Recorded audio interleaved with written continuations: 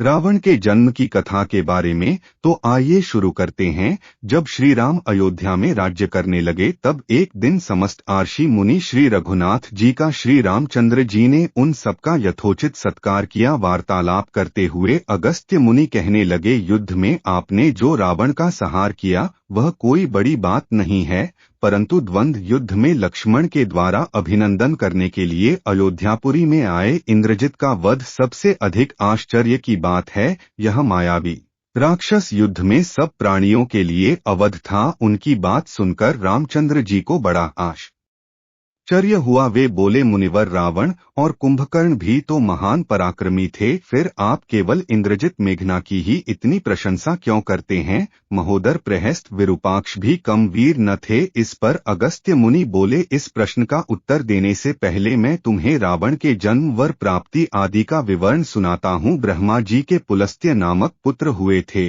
जो उन्हीं के समान तेजस्वी और गुणवान थे। एक बार वे महागिरी पर तपस्या करने गए। वह स्थान अत्यंत रमणीक, लाल कियो आदि की कन्याएं वहां क्रीड़ा करने आ जाती थी, इससे उनकी तपस्या में विघ्न पड़ता था। उन्होंने उन्हें वहां आने से मना किया। जब वे नहीं मानी तो उन्होंने शाप दे दिया कि कल से जो लड़की यहाँ मुझे दिखाई देगी वह गर्भवती हो जाएगी। शेष सब कन्याओं ने तो वहां आना बंद कर दिया, परंतु राजर्षि तृण बिंदु की कन्या शाप की बात से अनजान होने के कारण उस आश्रम में आ गई और महर्षि के दृष्टि पड़ते ही गर्भवती हो गई। जब तृण बिंदु को यह बात मालूम हुई तो उन्होंने अपने कन्या को पत्नी के रूप में महर्षि को अर्पित कर दिया। इस प्रकार विश्रवा का जन्म हुआ, जो अपने पिता के समान वेदविद और धर्मात्मा हुआ। महामुनि भरद्वाज ने अपनी कन्या का विवाह विश्रवा से कर दिया। उनके वैश्रवण नामक पुत्र हुआ, वह भी धर्मात्मा और विद्वान था। उसने भारी तपस्या करके ब्रह्मा जी को प्रसन्न किया और यम, इंद्र तथा वरुण के दृश्य लोकपाल का पद पाया। फिर उसने त्रिकुट पर्वत पर बसी लंका को अपना निवास स्थान बनाया और राक्षसों पर राज्य करने लगा। श्री राम ने आश्चर्य से पूछा, तो क्या कुबेर और रावण से भी पहले लंका में मानस भक्षी राक्षस रहते थे? फिर उनका पूर्वज कौन था? यह सुनने के लिए मुझे कहल हो रहा है।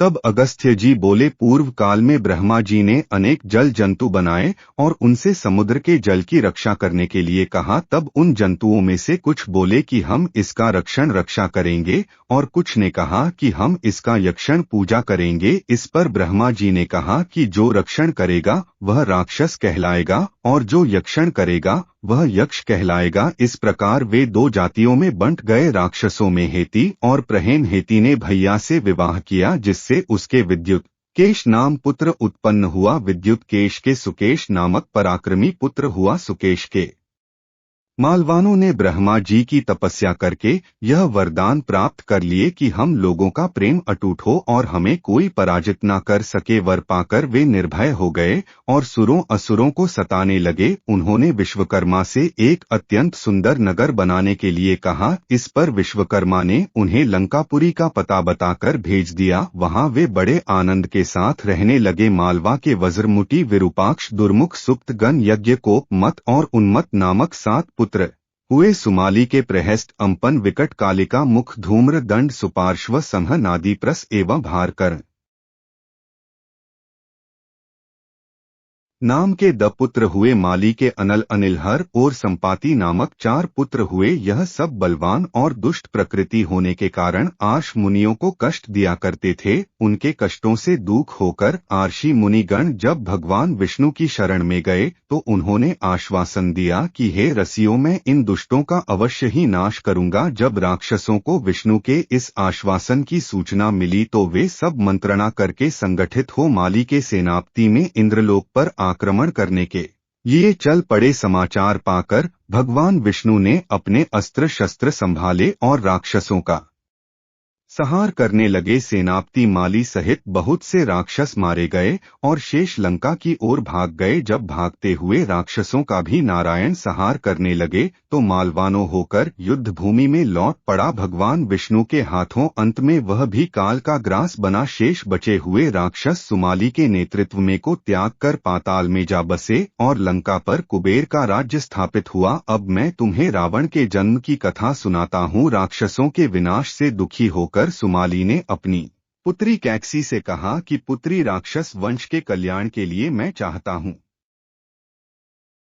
कि तुम परम पराक्रमी महर्षि विश्रवा के पास जाकर उनसे पुत्र प्राप्त करो। वही पुत्र हम राक्षसों की देवताओं से रक्षा कर सकता है। अगस्त्य मुनि ने कहना जारी रखा। पिता की आज्ञा पाकर कैकसी विश्रवा के पास गई। उस समय भयंकर आंधी चल रही थी, आकाश में मेघ गरज रहे थे। कैकसी का अभिप्राय जानकर विश्रवा ने कहा कि भद्रे, तुम इस कुबेला में आई हो, मैं तुम्हारी इच्छा तो पूरी कर दूंगा, परंतु इससे तुम्हारी संतान दुष्ट स्वभाव वाली और क्रूर कर्मा होगी। मुनि की बात सुनकर कैकसी उनके चरणों में गिर पड़ी और बोली कि भगवन, आप मवादिनी दुराचारी संतान पाने की आशा नहीं करती, अतः आप मुझ पर कृपा करें। कैकसी के वचन सुनकर मुनि विश्रवा ने कहा कि अच्छा, तो तुम्हारा सबसे छोटा पुत्र सदाचारी और धर्मात्मा होगा। इस प्रकार कैकसी के दमुख वाले पुत्र का जन्म हुआ, जिसका नाम दशगुनाम प्रकृति का था। अपने भाई वैश्रवाना के लिए दशगुनाम राक्षस तथा देवताओं के लिए अवध हो जाऊं। ब्रह्मा जी ने तथास्तु कहकर उसकी इच्छा पूरी कर दी। विभीषण ने धर्म में अविचल मति का और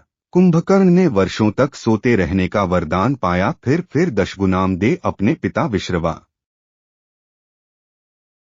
के समझाने पर कुबेर ने लंका का परित्याग कर दिया और रावण अपनी सेना भाइयों तथा सेवकों के साथ लंका में रहने लगा। लंका में जम जाने के बाद अपने बहन शूरपखा का विवाह कालका के पुत्र दानवराज विद्यु विवाह के साथ कर दिया। उसने स्वयं दैत्य के पुत्र मय की कन्या मंदोदरी से विवाह किया, जो हेमा नामक अप्सरा के गर्भ से उत्पन्न हुई थी। विरोचन कुमार बलि की पुत्री वज्रज्वल से कुंभकर्ण का और गंधर्व राज महात्मा शैलूष की कन्या शर्मा से विभीषण का विवाह हुआ। कुछ समय पश्चात मंदोदरी ने मेघनाथ को जन्म दिया, जो इंद्र को परास्त कर संसार में इंद्रजित के नाम से प्रसिद्ध हुआ। सत्ता के मध्य में रावण उच्च रखल हो देवताओं, रसियों, यक्ष और गंधर्व को नाना प्रकार से कष्ट देने लगा। एक बार उसने कुबेर पर चढ़ाई करके उसे युद्ध में पराजित कर दिया और अपनी विजय की स्मृति के रूप में कुबेर के पुष्पक विमान पर अधिकार कर लिया। उस विमान का वेग मन के समान तीव्र था। वह अपने ऊपर बैठे हुए लोगों की इच्छा अनुसार छोटा या बड़ा रूप धारण कर सकता था। विमान में मणि और सोने की सीढ़ियां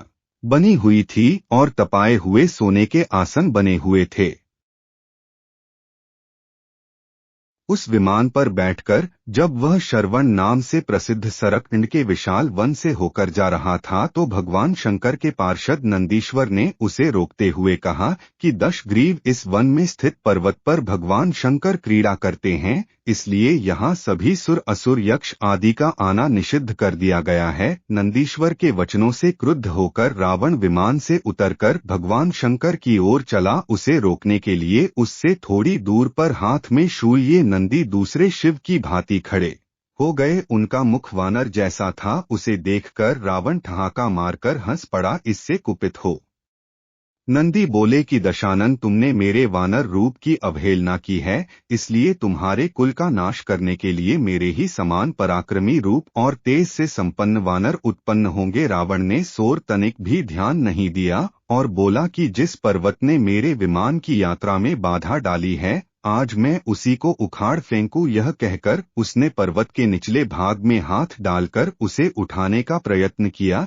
जब पर्वत हिलने लगा तो भगवान शंकर ने उस पर्वत को अपने पैर के अंगूठे से दबा दिया। इससे रावण का हाथ बुरी तरह से दब गया और